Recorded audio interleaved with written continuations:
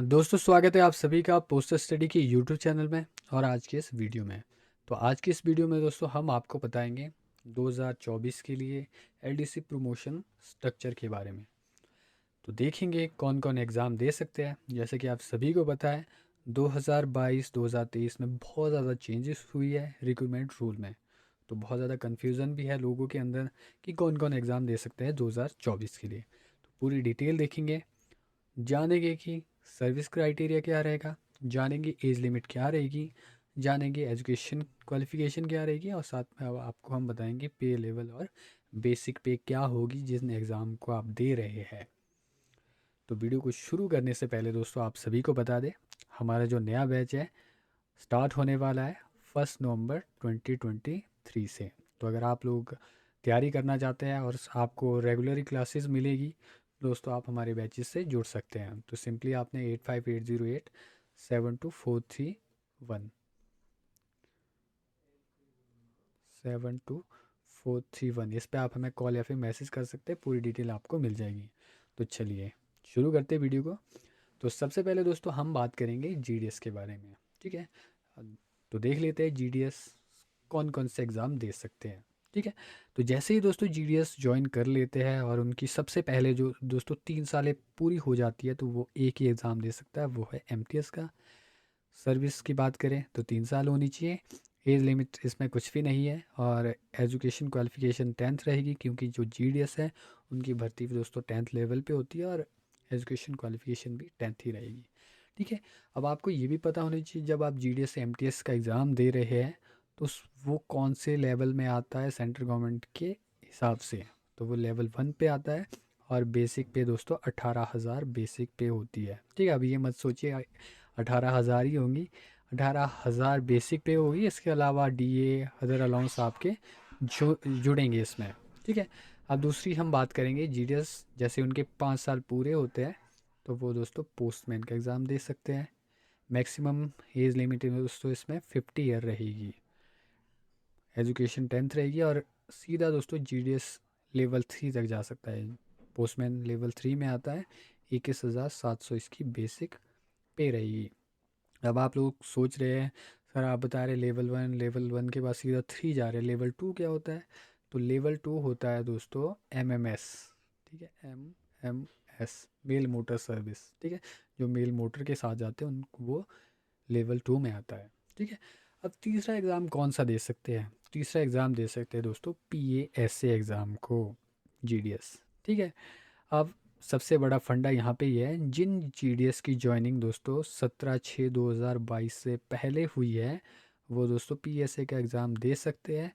लेकिन जो उनकी कैटेगरी रहेगी वो सी रहेगी। टोटल 5 ईयर होने चाहिए, maximum age limit 10th, maximum age की बात करें 40 रहेगी और बाकी SC ST के लिए इसमें रिलैक्सेशन होता है। और एजुकेशन क्वालिफिकेशन 12th रहेगी और पे लेवल 4 रहेगा और बेसिक पे 25,500 रहेगा।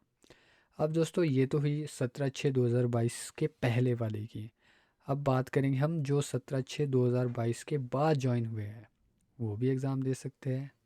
वो भी कैटेगरी सी में रहेंगे, लेकिन उनकी जो सर्विस रहेगी वो 8 ईयर होनी चाहिए, ठीक है। नए रूल के अनुसार 8 साल होनी चाहिए और मैक्सिमम जो एज रहेगी 40 ईयर रहेगा, एजुकेशन 12th होनी चाहिए, ठीक है। अब आप सोच रहे ये 17/6/2022 क्या है। तो 17/6/2022 दोस्तों ये चीज़ है। 17/6/2022 को दोस्तों नए रिक्रूटमेंट रूल हुए थे, उसके अनुसार दोस्तों ये सब बताया गया है। तो इसके अनुसार ही आगे चलेगा, ठीक है। चलिए नेक्स्ट देखेंगे हम MTS promotion structure.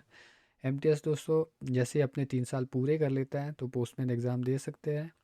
Age limit इसमें कुछ भी नहीं रहेगा, एजुकेशन क्वालिफिकेशन 12th रहेगी और सीधा वो लेवल 3 तक जा सकता है लेवल 1 से। बेसिक पे इसमें 21,700 रहेगी। अब उसके बाद हम बात करेंगे जिन जीडीएस प्लस एमटीएस, ठीक है। जो एमटीएस है जीडीएस प्लस एमटीएस मिला के उनकी 5 साल अगर हो जाती है वो भी एग्ज़ाम दे सकते हैं एमटीएस का।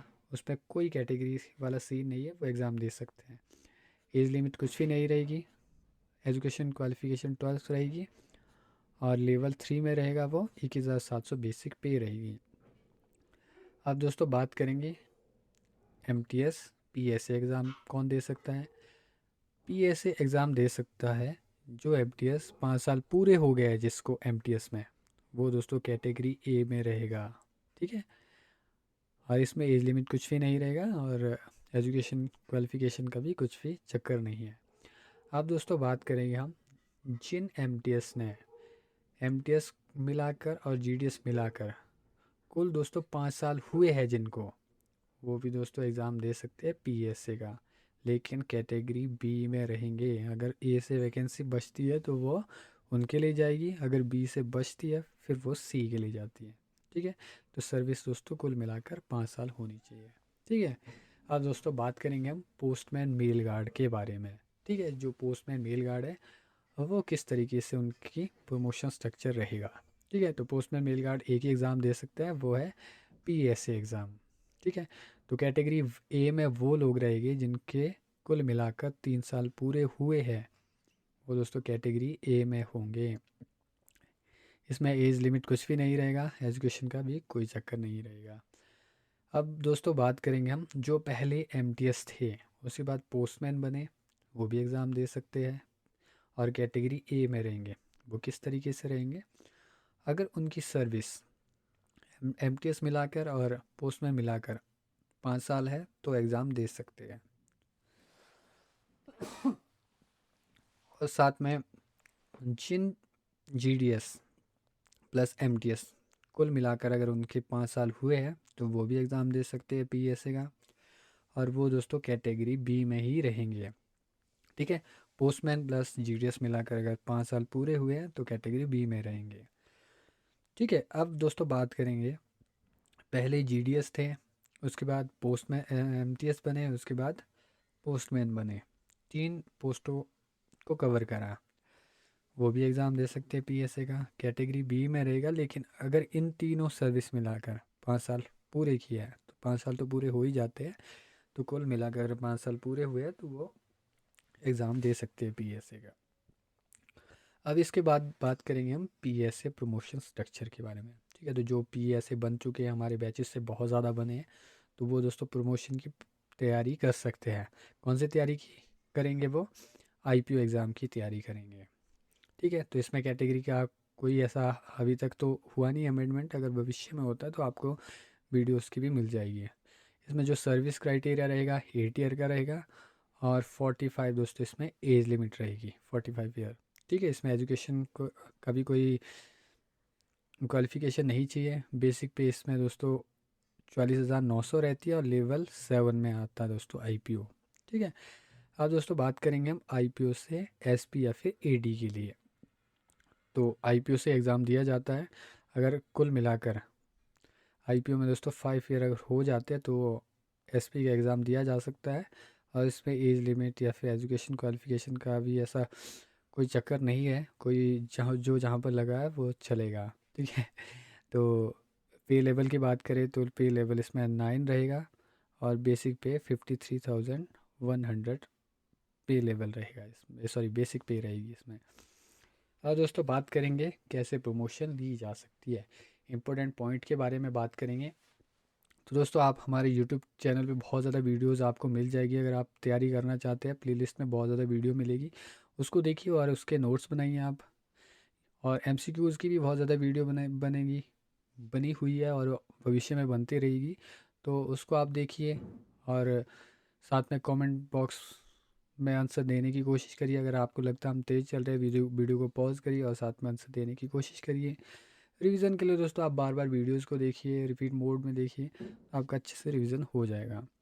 अगर दोस्तों आप हमारे बैचेस से जुड़ना चाहते हैं, अगर आपको लगता है कि हमें रेगुलर क्लासेस चाहिए जो हमारे सिलेबस में है, सिलेबस वाइज अगर आपको तैयारी करनी है तो आप हमारे बैचेस से जुड़ सकते हैं।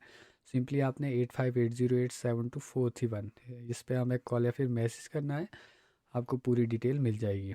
जो हमारा नया बैच है 1 नवंबर से स्टार्ट हो रहा है, इसमें आपको पूरा जो भी हमारा सिलेबस है सिलेबस वाइज आपको मिलेगा।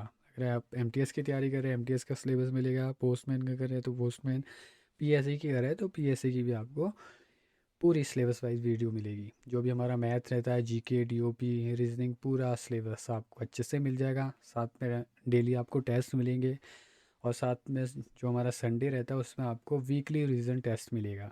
ठीक है, जो आपने पूरे वीक में पढ़ा वो आपको वीकली रिवीजन टेस्ट में आपको मिल जाएगा।